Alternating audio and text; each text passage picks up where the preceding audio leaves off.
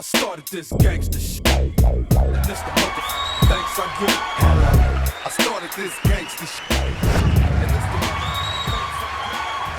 the Hey, if you're enjoying this content, hit that subscribe button. We need you here. Thanks. All right, it's Comic Artist Pro Secrets. Good morning. My name's Ethan Van Sciver. I'm a 26-year veteran of this comic book industry that seems to be crumbling right now. World's most charming, elegant, eloquent, and yet humble man. I try to stay humble.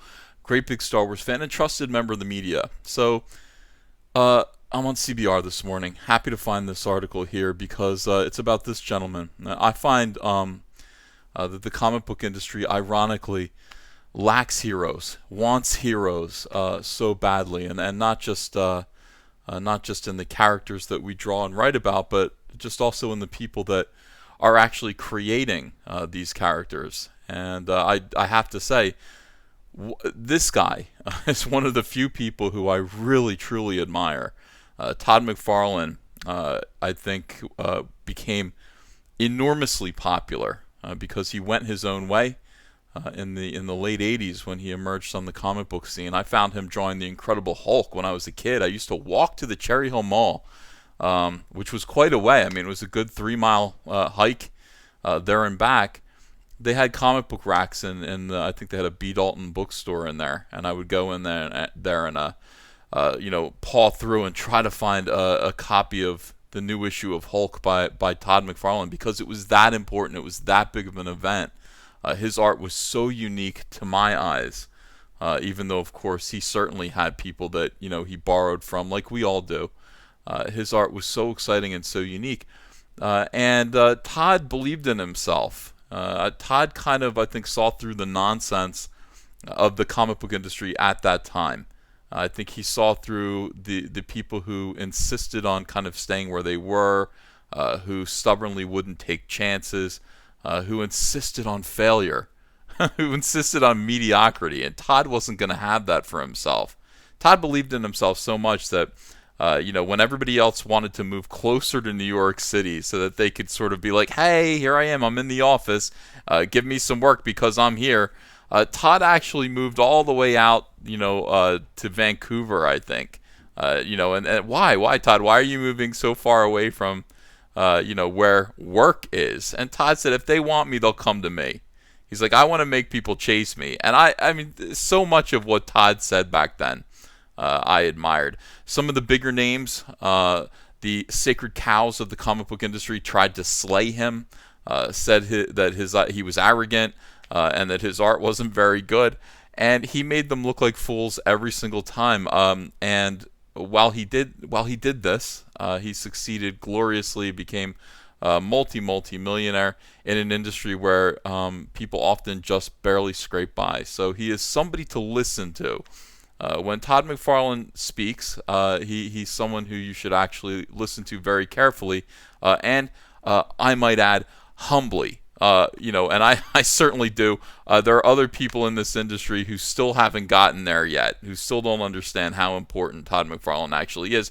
And TODD, has more or less departed the comic book industry in any substantive way. He's become a guy who, an action figure and toy mogul, and is just living the life with his family. He is a family man, and I admire this guy. I hope you can hear it in my voice. I admire this guy greatly. There are very few comic book professionals, like I said, who I would speak this effusively about. But this guy's been my hero since I was 13 years old. So he wants to talk about the MCU Sony split and a few other things. I read this article, and I found that TODD McFARLANE and I are in tune. He kind of, even though he's not actively participating in what's going on in the comic book industry right now, he's got his Spawn series that's still coming out, issue 300 at this point. He's continued publishing it. Issue 300 is about to hit the stands. But he's not really actively participating in the decline of the comic book industry, although his comments suggest that he is right on the same page as I am about what's happening. So I didn't get to go, but TODD McFARLANE attended Fan Expo Toronto this year. which is a really good show. Appearing at a signing event, a photo op, and most importantly, leading 2 talks on Saturday the 24th and Sunday the 25th. In the first panel, McFarlane spoke about his decision to become a comic book artist, the origin story of his publishing house, Image Comics, and the people that accompanied him on his 3-decade trip. It was a snapshot of an era that no longer exists. When Marvel and DC were first and foremost comic book publishers, the artwork was drawn by hand, and artists like McFarlane still had some freedom to change the design of iconic superheroes through sheer stubbornness and blatant disregard for status quo. Wow, I'm so glad that, it's like he was working during the late 80s and the early 90s. I caught some of that. I mean, I got to do a lot of what Todd got to do. Never made all the kind of money that Todd made because the industry wasn't booming when I was working in it. But my goodness, it was fun to be able to take a character like Green Lantern that was already established and then just kind of do what I wanted with him, and to be allowed to do that. And is that era gone? Are we no longer allowed to reinterpret these characters, outside of some kind of like company-wide, situation where they're approving of everything along the way? And that's kind of what seems to be happening right now. Hey, we're going to shake things up and we're going to change these characters, but it's going to be all approved of by committee. No longer are we going to let any like rogue elements, like a Todd McFarlane, come in and make these changes, subtly, slowly, just organically as he's working on these books. That's too bad. As for drawing by hand, people are drawing on these tablets now. Everybody's doing it, I see it, what do they call, Wacom tablets? I haven't done that yet. And Andrew's like, when are you going to switch over? She's like, is it easier? I'm like, I don't know, but I don't really see me not creating actual physical art. I can't picture myself doing that. I can't picture myself going to that extreme where I would just let go of this, my pencil and my pens and paper. I'm not sure that I'm ever going to get there. I think I'll probably die a Luddite, just doing things the way that I've always done them. And of course, I mean, at this point, Marvel and DC are no longer really comic book publishers, but they're people who they're connected to larger entertainment corporations that mostly make media, other media. Comics are just not what they used to be. And there are people who still love them. I think everyone still loves comic books. It's just that people aren't buying them anymore. There are too many distractions. There are too many competing factors, elements, seeking people's entertainment dollar. But boy, what a great time! What a great time! All right, so the second talk was completely different beast. In it, McFarlane spoke about the state of the comic book industry today, where most of the comic book market share is controlled by the new owners of Marvel and DC, Disney and Warner Brothers, who he noted spent tens of billions of dollars acquiring the exclusive rights to every superhero character under the sun. According to McFarlane, this wasn't always done in the smartest way possible. Look how good his Spider-Man was. I mean, this looked, you understand, it's like now this might not have the same impact that it did then, but, like I said, Spider-Man was being drawn by artists that were very rigid with him. They kind of made, they didn't think through the character the way that, like, Steve Ditko originally, conceived him. They didn't do that. Todd came on board and he took these bland, dull interpretations of Spider-Man, and he made them. He kind of reinterpreted him as Spider-Man. So how do we loosen up this figure? How do we make him more flexible and more strange looking as a guy who is more spider, who resembles a spider more than he does just a man in a suit? And it was breathtaking. Also, these big wide eyes were something that Todd McFarlane added that looked just amazing, absolutely amazing when you first saw them. And still, I mean, this looks like the definitive Spider-Man to me. Putting aside John Romita Sr. and all of the other greats from the 1960s, Steve Ditko, John Romita Sr., Todd McFarlane's Spider-Man, I think is definitely up there in the top three with those guys. According to McFarlane, who went over the ins and outs of the Sony MCU split, it was the avoidance of another bidding war, like the one Disney and Fox recently underwent, that prompted the Sony MCU separation over Spider-Man. He said, "You saw what happened with Spider-Man." I love the way Todd talks. He's talking to the crowd like getting them all rowdy here. He has the crowd. They were trying to extract Spider-Man, right? And then Sony went, no, it ain't gonna happen. Todd is he's an everyman. He's speaking to the people there. According to McFarlane, this move might be the smartest thing that Sony could have done for Peter Parker. For the co-founder of Image Comics, this is the best time that ever existed to start a career as an independent comic book author. Okay? Again, this is why I feel in simpatico with Todd McFarlane. He's exactly right. This is what I suspect. This is what I've been saying. This is what Comicsgate encourages. Marvel and DC at this point are tightly wound and controlled by Disney and Warner Brothers. The paychecks are shrinking, and obviously the number of books are shrinking.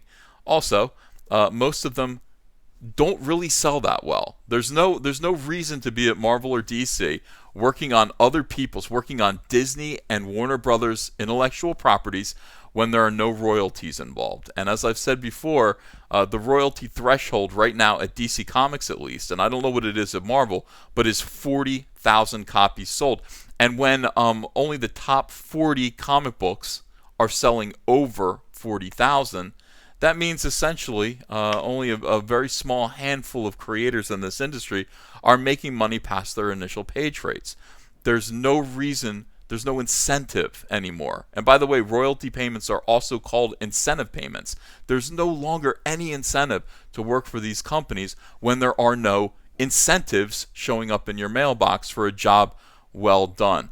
It just makes so much more sense, as Todd McFarlane says, to become independent, to go independent, control, and own your intellectual properties, like I have with Cyberfrog, Fearsome, Rainbow the Brute, Bastardized. These are characters and properties that I own and that I stand to become the beneficiary of, rather than Disney and Warner Brothers barely even noticing, perhaps making a movie to which I might get a little credit in it. This is the time. If not now, when? If now isn't the time to become an independent comic book creator, when? What are you waiting for? Get out there and do it. This is the perfect situation. When old cities are crumbling, it's time to rebuild. It's time to trailblaze and to create another town, to build another little western town, just a little further out west, and try to start civilization anew. So I get excited about this stuff, and I'm happy that Todd McFarlane sees things kind of the same way that I do. He says, as counterintuitive as that might seem in a world where most of the best-selling comic books are either a Marvel or DC, it's not counterintuitive, whoever wrote this article. It isn't counterintuitive because best-selling doesn't mean anything anymore. I mean, sure, it is true. Cyberfrog Blood Honey sold 17,000 copies at $25 a piece, and that is substantial. That is substantial, but in most cases, when you're working at Marvel and DC, your percentage of the sales, even if you're on a book that's selling 60,000 copies, which is rare, you'd be on like Wonder Woman or Flash or something like that, a Spider-Man book. You're receiving a very small pittance, a very small portion of that. You'd be much better off selling 10,000 copies of your own book and receiving 100% of the royalties than selling a 60,000 issue sold book in which you receive 2% of the royalties. I mean, this is the basic math that Todd McFarlane came up with when he left Marvel Comics to go to Image. He said Todd thought this through very carefully, and he just said, look, I'm receiving 4% of Spider-Man at Marvel. That's what I'm getting in terms of my paycheck for what they're selling. So they might be selling 8 million copies, and let's say I go to Image and fall on my face and only sell 200,000 copies. That's all I'm going to need to do when I'm getting 100% of my royalties of the profits earned from my own property to make up for the 4% that I'm making on an $8 million or 8 million copy selling book over at Marvel. That is just basic math that anybody who wasn't terrified of the world could come up with. So I'm excited about I'm excited about that. I'm excited that he realizes that as well. He described how the race to acquire the next top property has become so heated that producers are preemptively buying the rights to film comic books that have not yet even been written. The solicitation process for these books is based on a cover. I think Todd's a little bit. I think Todd's speaking of his friends, people like Robert Kirkman, who at this point have successful properties like The Walking Dead already out there. And when you have The Walking Dead under your belt, and you say, hey, I've got a new book out. It's going to be called, I'm working on a book. It's going to be called Fishman. Half man, half fish. It's coming out, next January. Producers are going to jump on that and just buy it just based on the title and the fact that Robert Kirkman's attached to it. That doesn't mean that most people, that doesn't mean that your average Joe Schmo who's out there is going to find themselves in the same situation. They're certainly not. But again, that is an incentive, isn't it? Is it not? To create and own your own IPs when Hollywood comes a knocking. And I know I listened to your boy Zach. He talks about how you get $3,000. That's not true. It's a much healthier paycheck. It's more akin to $100,000. Okay, to sell your the option, the movie option, television option, media option for your property. You're going to get a check for $100,000 that you're probably split with your agent or whoever else and the IRS. So it's not that great, but it is much more substantial than the idea that it's just $3,000. That's Comic Artist Pro Secrets. I tell you these things, and you get to understand them firsthand. All right, so the solicitation process for these books is based on a cover, 3 lines that summarize the plot and a price. According to him, 90% of the time, producers are buying that are doing the buying have not even read the issue. Once it hits the stands, other people in Hollywood will notice it, and it'll be too late. Again.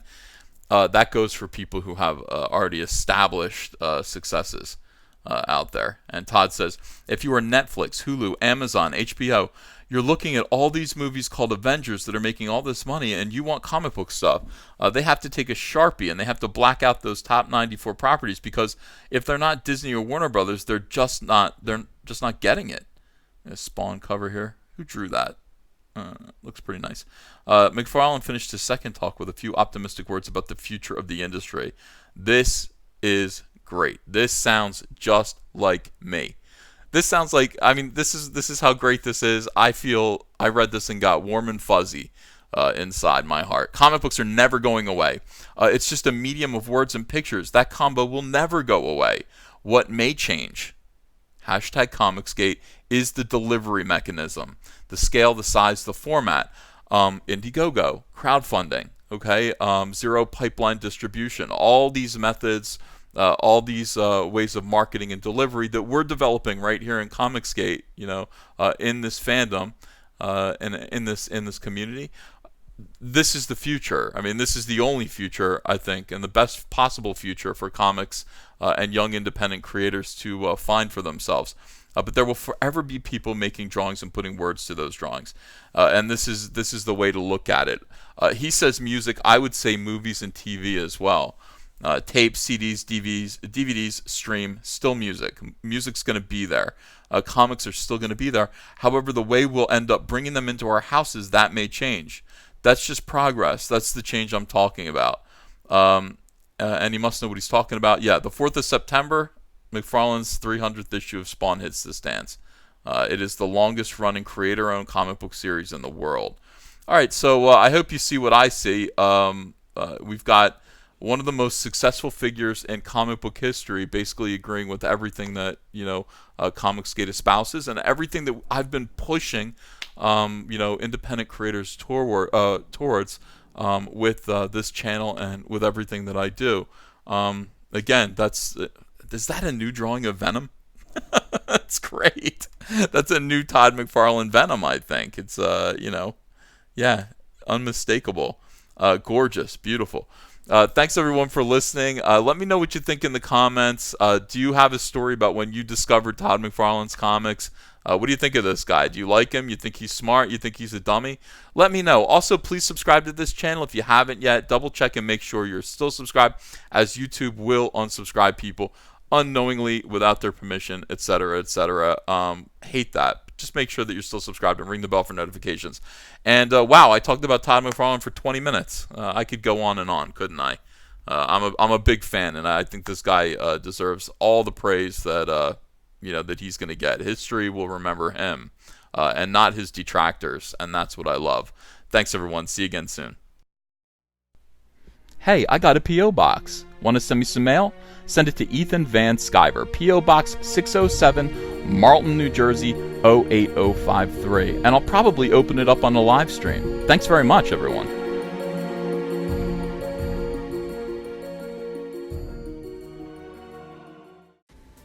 Hey, you want to follow me on Twitter? Are you sure? Well, if so, I'm at Ethan Van Sciver. That's at Ethan Van Sciver. See you there. Join the Fandom Menace and execute your own Order 66 with our incredible line of t-shirts, Soylo, a Soy Wars story, Tico, a Soy Wars story, and our brand new smoking hot Soy Wars Plan 9. Make a statement today. This is the only trilogy you'll ever need. The link is below in the description.